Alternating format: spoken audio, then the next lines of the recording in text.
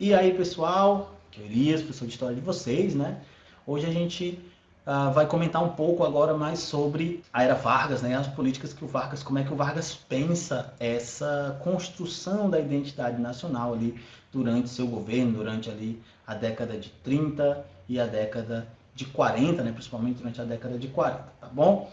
Não deixem de enviar as dúvidas, pessoal, que vocês tiverem para mim lá no Google Class, tá?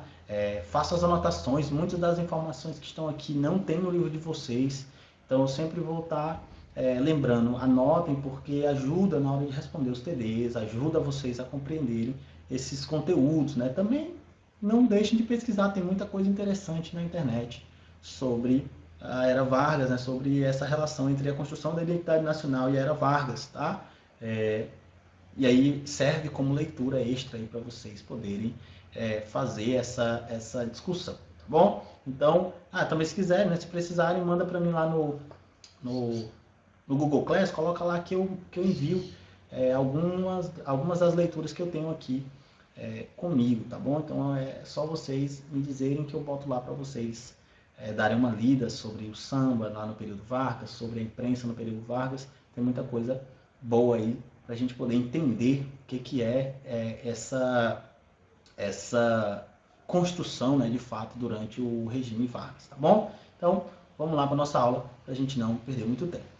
Para pensar isso na era Vargas, pessoal, a gente precisa ter algumas questões. Então, o Vargas, lá na década de 30, isso vale para o período ali, né, do governo provisório, governo constitucional, mas principalmente durante o Estado Novo, que é quando, de certa forma, o Vargas passa a investir de forma mais contundente, né, já que ele tinha poder para isso, em relação a essa construção da identidade nacional. Mas durante toda a era Vargas você vai haver um discurso, um esforço, né, por parte do governo em fomentar, em favorecer o desenvolvimento essa identidade. Então, a primeira grande questão é a ideia de construir um discurso, um novo discurso sobre o homem brasileiro, fundamentando-se na chamada democracia racial, na história do mito das três raças. Né? O que é isso? Né?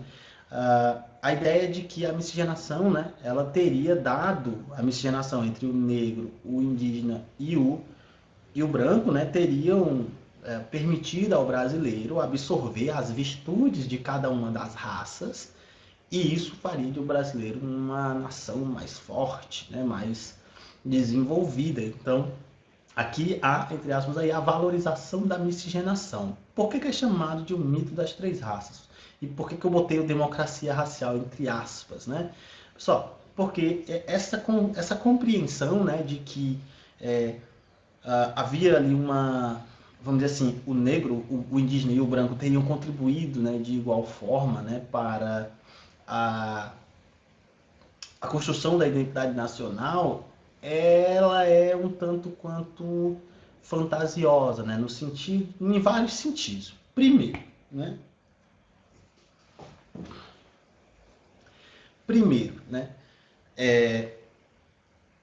Nós temos, se a gente pensar, né, em cada uma das etnias aí, né, negro, indígena e branco, a gente tem uma pluralidade muito grande de origens e de culturas. Porque quando se fala no negro, acredita-se, né, muitas vezes constrói essa ideia de que era apenas um, né, como se todos fossem iguais, como se todos fizessem parte da mesma cultura, da mesma forma. Então, essa é uma visão extremamente equivocada, tendo em vista que nós temos uma série de origens diferentes, né, para os escravizados que eram trazidos para o Brasil. Então, a primeira questão aí coloca-se isso. Depois, se a gente pensar o indígena, nós temos centenas de etnias diversas, né, muitas vezes com línguas diferentes, práticas muito diferentes, e quando se coloca o índio, parece que é apenas uma coisa, né? Há uma espécie de homogeneização aí nesse processo. E o branco, como eu falei também, né? Então, aqui há essa homogeneização, né, dessas três, entre as raças aí, como se elas tivessem, né, tido, né, as mesmas, vamos botar assim, as mesmas condições ao longo do processo de formação do Brasil. Então, a primeira grande questão é essa, né? Não são três raças, são diversas etnias diferentes, né? Segunda questão é que há uma ideia de que como eu falei, tinham iguais condições nesse processo de construção. E isso também não é verdade, né? Tendo em vista que nós temos um processo violentíssimo, né, de imposição por parte do branco, né, sobre as demais camadas. Então, os negros e os indígenas sofreram uma série de imposições e restrições, né? O negro, então, a gente não precisa nem comentar, né? A escravidão, ela foi, né, um regime extremamente violento no qual o negro a ele foi imposto uma série de condições das quais ele muitas vezes não tinha condições de resistir. Então, essa ideia de que, né, havia ali uma harmonia entre essas três raças, ela é uma ideia extremamente fantasiosa, né, e tende a mascarar esse passado mais violento, né, que foi o processo aí de construção da história brasileira, e desigual, né, excludente, tendo em vista que tanto o indígena como o negro, na verdade, por muito tempo ficaram fora desse processo de construção, né?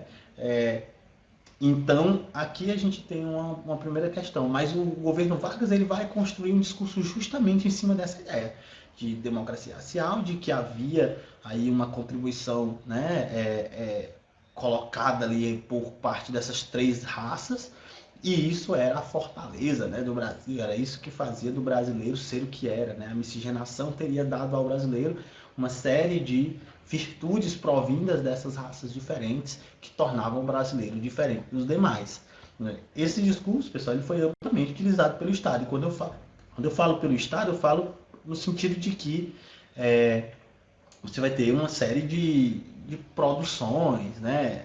Cartilhas. Você tem o rádio, né? Que vai discursar também. A própria a cultura, né? A cultura ela foi muito apropriada pelo Estado, né? Principalmente durante o governo Vargas e durante o Estado Novo com mais ênfase, né?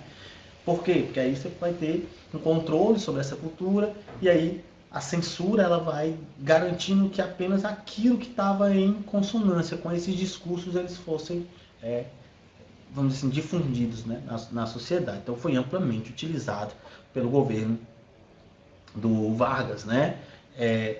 Também buscava-se aqui esse mito, né, essa ideia de democracia, essa homogeneização aí que se criava, também buscava reorganizar essa sociedade, porque o Vargas buscou estabelecer um regime no qual não houvessem muitos conflitos sociais, pessoal. Não é à toa que ele vai aparelhar os sindicatos, vai extinguir partido político, principalmente durante o Estado Novo, né? Vai extinguir partido político, vai perseguir outras entidades. Então, havia uma intenção ali de conciliar os conflitos sociais, de tentar estabelecer uma espécie de homogeneização, né? Que vai se dar pela reelaboração da noção do que é o trabalhador brasileiro, né? Como o próprio Vargas vai usar muito no seu discurso. Essa ideia do trabalhador, né? Daquele que faz parte de uma massa que vai trabalhar para o desenvolvimento do Brasil, também foi um discurso muito importante no governo Vargas para a construção desse ideal de sociedade, de uma sociedade homogeneizada. E ele vai buscar estabelecer isso. Então, tanto na sua lógica de fundação, como também no próprio discurso no qual o governo vai se estabelecer. Como eu falei, há um papel fundamental da educação e da cultura ao longo das décadas de 30 e de 40, né? Porque é por meio dessa educação e dessa cultura que o governo Vargas vai construindo esse ideal, né? As cartilhas que eram distribuídas nas escolas, os livros, né? Eles tendiam a enaltecer o governo Vargas, a enaltecer as belezas naturais do Brasil, as qualidades do Brasil, deixando sempre de fora as discussões sobre as desigualdades, né? Sobre a violência e todo o processo, né? Que a gente já conhece. Então, quer dizer, a ideia era construir mesmo esse ideal de nacionalidade, de nacionalismo aflorado. A cultura, a música, o cinema, a gente vai ver que há uma participação muito forte. O DIP, não sei se vocês lembram, né? O DIP, que era o Departamento de Imprensa e Propaganda, ele vai exercer uma importância muito grande nesse processo, porque o DIP era quem é o principal mecanismo de construção aí dessa cultura, né? Por quê? O DIP era quem censurava as obras, o DIP era quem, de certa forma, dava as orientações para as produções culturais, isso vale para o rádio, né, para o cinema, para o teatro, a música. Então, havia esse esforço, né, do governo Vargas nessa busca aí.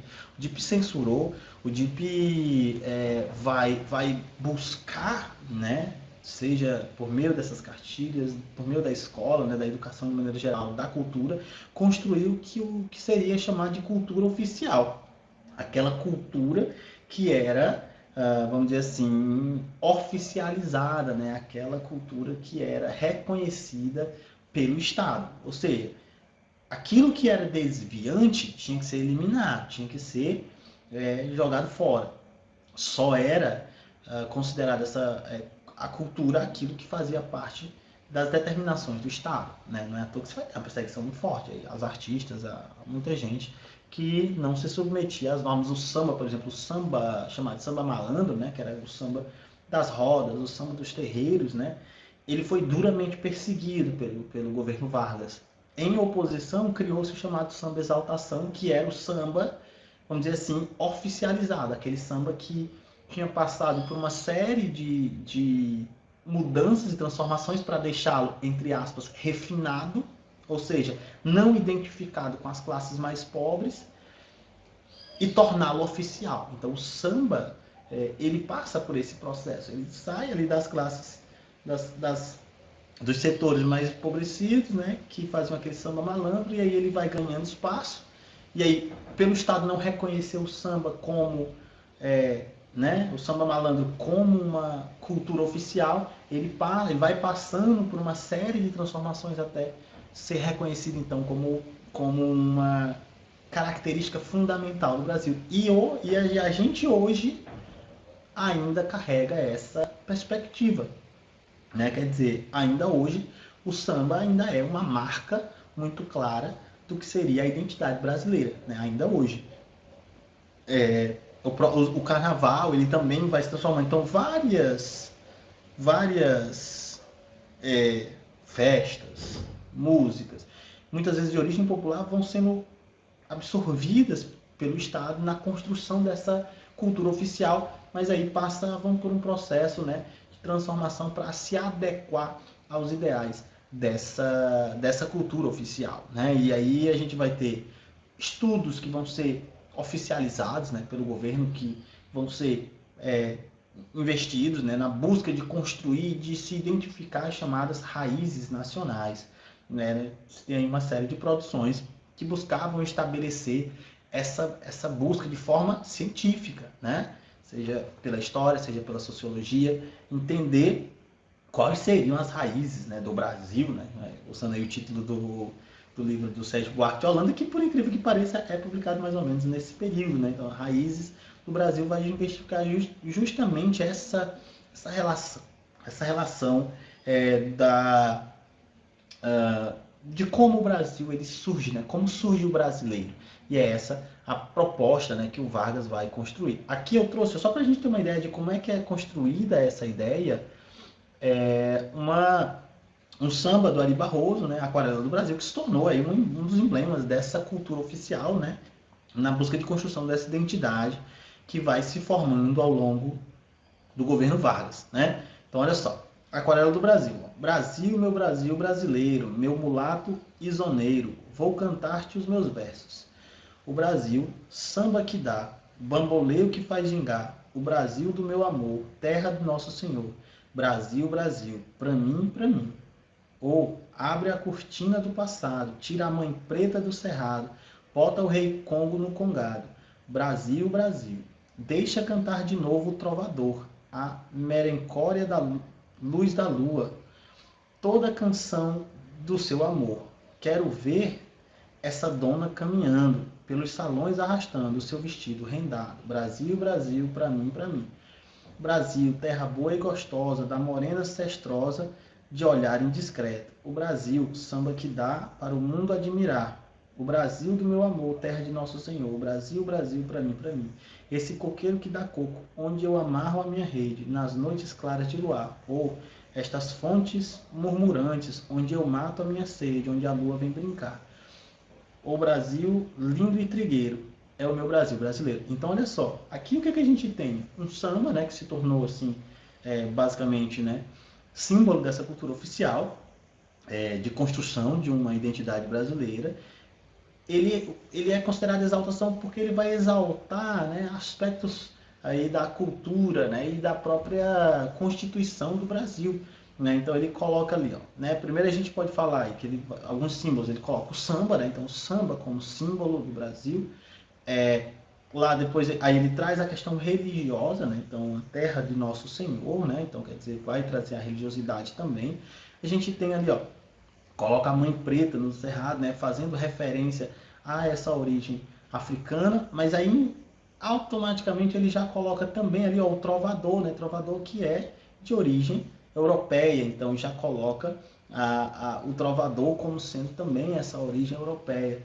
Aí ele vai continuando, né? Lá no final ele já vai falar das belezas naturais, né? O coqueiro que dá coco, onde ele coloca a rede, as fontes, né, murmurantes, onde ele vai matar a sede. Então a lua que vem brilhar. Então quer dizer, esse samba ele vai exaltando esses aspectos, né, da cultura, com esse objetivo, né, de construir essa identificação. Aqui, ó, também outra coisa importante, né? O Vargas ele fez parte, né, da chamada política da boa vizinhança estabelecida lá pelo Roosevelt, né, nos Estados Unidos, que ali no anteguerra, né, antes da Segunda Guerra Mundial, os Estados Unidos vai expandindo, né, a sua influência, né, buscando aí estabelecer uma série de alianças na chamada política da boa vizinhança. E aí o Vargas vai entrar nessa onda, né? E aí você vai ter a exaltação novamente, né? A busca do Vargas de demonstrar, né, o que era o Brasil, o brasileiro, demonstrar que a cultura brasileira ela era bela e que ela poderia ser levada para fora, né? E Hollywood, né? Nesse momento começava a ganhar muito espaço e a Disney, o Walt Disney, né? Ele vai se tornar um símbolo muito importante naquele momento. Então aí você vai ter o filme chamado Alô Amigos, né, que é um filme do Walt Disney, onde o Pato Donald ele sai viajando pela América do Sul, né, e conhecendo diversos personagens, né, em outros países. E aí quando ele vem para o Brasil, ele vem para o Rio de Janeiro, e aí ele encontra quem? O Zé Carioca, né? Não sei se vocês já ouviram falar, o Zé Carioca é esse papagaio, é um papagaio malandro, né, um papagaio aí que traz os aspectos do que seria ser o brasileiro ali encarnado, né, no próprio Zé Carioca, né? Quer dizer, é o malandro, é o do jeitinho brasileiro, é o do samba, né? Então, quer dizer, você vai construindo essa identidade, né, que tinha como objetivo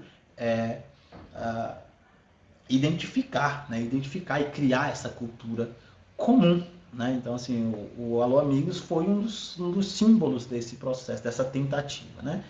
Outra que é muito importante é a Carmen Miranda. Né? Carmen Miranda se tornou, né, uma das artistas mais bem pagas do mundo, foi para Hollywood, se tornou grande estrela, né? Não só para o Brasil, né, mas no mundo, né, de maneira geral, e ela vai, né, encarnar justamente essa cultura brasileira que começava a ser exportada. Né? O Vargas também vai fomentar essa ideia de levar a música brasileira, né, para os filmes de Hollywood. Então é possível encontrar em vários filmes desse período trilhas sonoras com música brasileira, né, com a MPB, né, de MPB. Então quer dizer, havia essa intenção de não apenas construir essa identidade nacional, mas demonstrar essa identidade nacional, levá-la para fora, né, demonstrar fora. Não é à toa que, por exemplo, o DIP vai atuar não apenas no Brasil, né, mas vai criar programa de rádio por exemplo, na Argentina, acho que na Alemanha também chega a criar.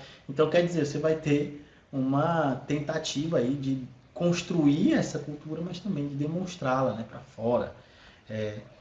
E aqui, claro, né, o Vargas sempre atrelando a sua imagem, a ideia do trabalhador brasileiro, na construção dessa identidade coletiva, né, que seria o trabalhador brasileiro, né, forte. Aí, veja só, que também a gente pode, enfim, né, tem tantas coisas que a gente poderia falar.